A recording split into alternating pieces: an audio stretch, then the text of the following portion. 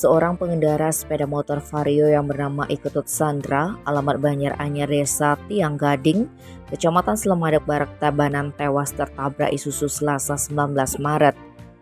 Dari informasi yang dihimpun koran Bali Express, kecelakaan terjadi pada hari Selasa 19 Maret di Jalan Raya Antosari Pupuan, tepatnya termasuk pada wilayah Banjar Tiing Gading, Desa Tiing Gading, Kecamatan Selbar, Tabanan.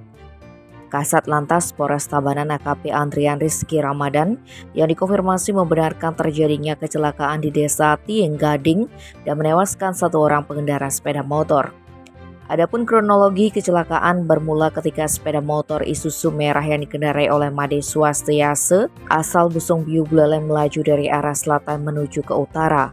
Setiba di TKP, diduga sepeda motor Honda Vario yang dikendarai oleh Iketut Sandra yang datang dari arah Pupuan secara tiba-tiba menyeberang ke arah kanan, sehingga mobil Isuzu tidak bisa menghindari sepeda motor dan mengenai korban.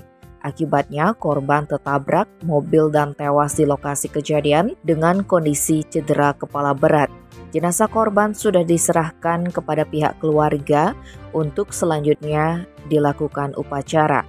Sedangkan untuk pengemudi Isuzu merah dikatakan AKP Andrian masih menjalani pemeriksaan. Kondisi Made Swastiase dalam keadaan baik setelah menjalani pemeriksaan di Puskesmas Slemadeg. Tim Bali Express melaporkan.